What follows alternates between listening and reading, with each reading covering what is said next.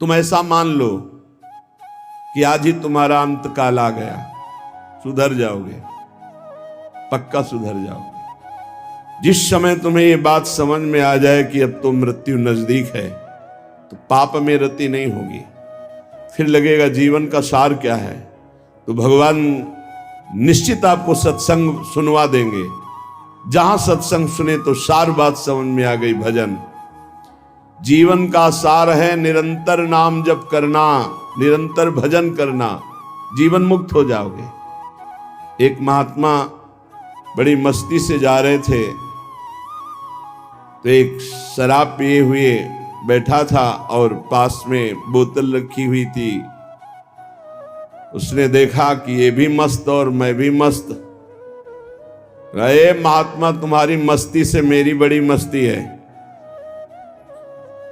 महात्मा ने कहा, क्या मस्ती है तेरी? तेरा भाग्य पढ़ के देख रहा हूं, 7वें दिन मर जाएगा तू, 7 दिन में मर जाएगा। जैसे किसी ने इंजेक्शन लगा दिया और एकदम ऐसे चेतना जागृत हुई, खड़ा हो गया, चरणों में पड़ा। आप भाग्य रेखा पढ़ लेते हो? हाँ, मैंने तप बल से तुम्हारे भाग्य को देखा, तुम 7 दिन में मर जाओगे। फेंक दी बोतल, गिलास फेंक दिया। 7 दिन में शरीर छूट जाएगा, तो मेरे जीवन का मतलब क्या रहा? बोले यही तो तुझे समझाना चाहता हूं। ये तेरी मस्ती किस काम की, जब मृत्यु तुझे शरीर से अलग कर देगी, तब ये मस्ती काम देगी तेरे। चरणों में गिर पड़ा। महाराज कोई उपाय नहीं? बोले मरेगा तो 7 दिन में ही। एक उपाय है कि तू अमर हो सकता है। अगर तू गोविंद गोविंद गोविंद ऐसा रटे तो मृत्यु से बच सकता है। घर गया, स्नान किया, गंगा जल रखा था, आचमन किया, हाथ में गंगा जल लिया। अब जितनी आयु बची है केवल गोविंद नाम में व्यतीत करूंगा, कभी जिंदगी में मदिरा पान नहीं करूंगा। महात्मा ने 7 दिन बताया है, तो 7 दिन में निश्चित, संतों के वचन कभी मिथ्या नहीं होते। पता नहीं किस जन्म के पुण्य से ऐसा संयोग बन गया उसका कि संत दर्श हुआ और संत वचन पर विश्वास हो गया।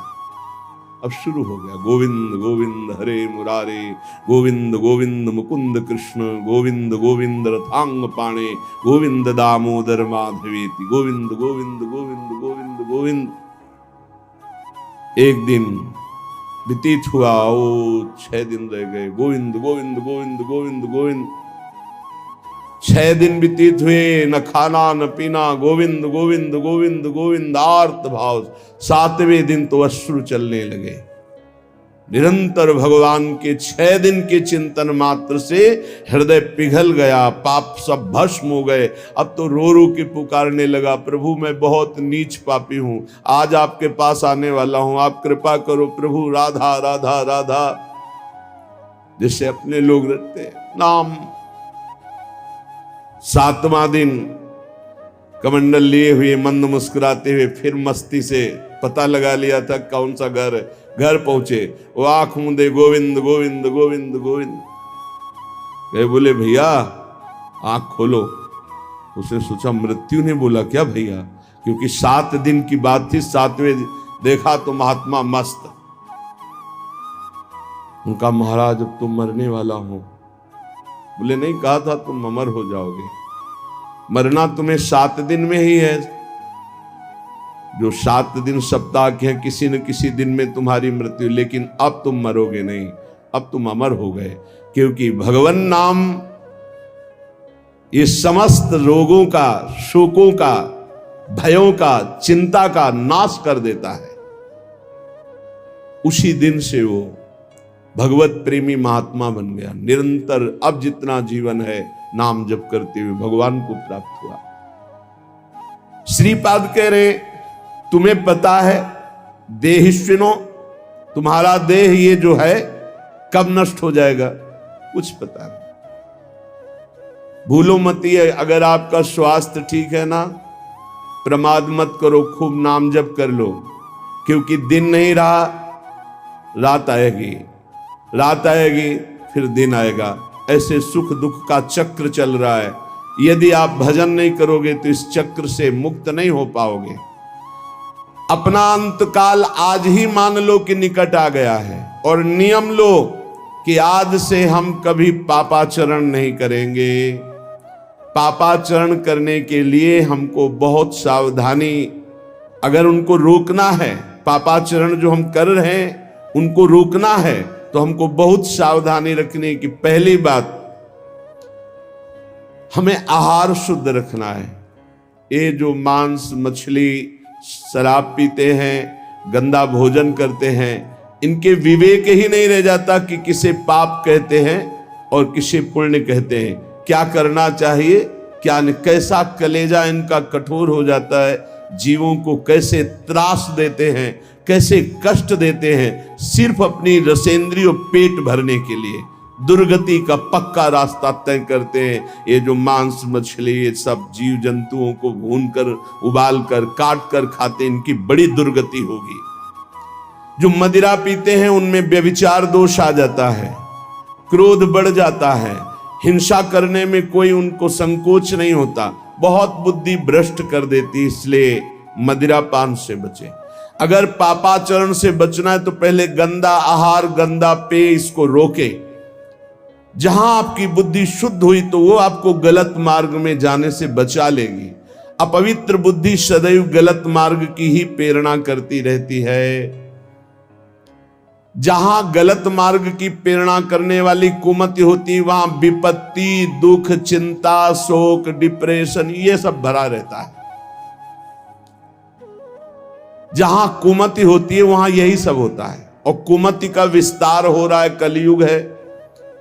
जहां सुमति होती है वहां सुख, संतोष, शांति, दया, करुणा, मैत्री ये दिव्य भागवतिक गुण प्रकट होते हैं। जहां सुमति तहां संपत्ति नाना, जहां कुमति तहां विपत्ति निधान। नाना प्रकार की दुख वृत्तियां कुमति में बसी हुई हैं। इसलिए भाई पहले तो अपने मन को यह समझा लो कि आज ही मरा, पता नहीं कब शरीर छूट जाए। और आज से नियम लो कि जैसे मरने वाला सोचता है अब तो मरना ही है तो पाप क्यों करें, भगवान का भजन करेंगे। जब परीक्षित जी को पता चला 7 दिन में तक्षक सर्प काटेगा 7वें दिन, उसी समय राजपाट छोड़ करके आमरण अनशन व्रत ले लिया। एक बूंद भी पानी जबान में नहीं रखेंगे, रात दिन भगवान का चिंतन करते हुए भगवान को प्राप्त होंगे। और ऐसा ही संकल्प किया जिससे बड़े बड़े ब्रह्म ऋषि प्रसन्न होकर उनको घेरे रहे जब तक उनकी परम गति नहीं हो गई। स्वयं परमहंस शिरोमणि सुखदेव जी महाराज पधारे और 7 दिन तक भगवत लीलामृत का पान कराया। मेरी बात मान लो, आज ये समझ लो कि तुम्हारा अंतिम समय हो गया। अब आज नियम लो कि अंतिम समय में जैसे कोई पाप नहीं करता, बोले अंतिम समय है अमुक दान करवा दो, अमुक सत्कर्म करा दो, गंगा जल पिला दो, बस ऐसे ही तुम जियो। पता नहीं कौन सा पल अंतिम समय। हर समय नाम जप करो, हर समय पुण्य भावना रखो, दूसरों को सुख पहुंचाओ, पवित्र रहो, भगवत प्राप्त हो जाओगे। हर श्वास तुम्हारी भगवत प्राप्ति है। अगर हर श्वास में नाम चल रहा है तो चिंता मत करो, वो आखिरी श्वास भगवान की प्राप्ति करा देगी। जैसे पुत्र के बहाने से अजामिल ने पुकारा नारायण तो भगवान हरि के पार्षद आ गए, यमदूतों की फांसी काट दी और उन्हें जीवन मुक्त बना दिया। हम भगवान को भगवान जानकर पुकारेंगे, हमारा कल्याण नहीं हो जाएगा। वो पुत्र के बहाने नारायण पुकार रहा है, उसका कल्याण हो गया। और हम जानबूझकर राधा राधा हर श्वास बोल रहे हैं, हमारा कल्याण, अरे कल्याण का परम कल्याण हो जाएगा। इसलिए जब जान लिया कि तुम्हारी मृत्यु होनी है तो कह रहे कामिनी रूपाग्नौ न पतंगो वन निपतरे चक्षु प्रमादादपि। प्रमाद मत करो, दूसरों की माता बहनों की तरफ काम भावना से मत देखो, ये तुम्हारा नाश कर देगी।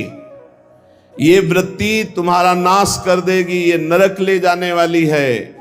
और इस समय कलिकाल का ऐसा प्रवाह है कि कोई ये समझ ही नहीं रहा कि ये महान पाप है, इसे मनोरंजन समझा जा रहा है। धर्म पूर्वक स्वीकार करो, धर्म पूर्वक विषय सेवन करने से वैराग्य हो जाता है और वैराग्यवान ही अनुराग को प्राप्त होता है, वैराग्यवान ही शांति को प्राप्त होता है, वैराग्यवान ही भगवान की प्राप्ति के मार्ग में अग्रसर होता है। श्रीपाद कह रहे हैं जैसे पतिंगा दीपक में जलकर नष्ट हो जाता है, ऐसे किसी माता बहन की तरफ जो काम भाव करता है वो नष्ट हो जाता है।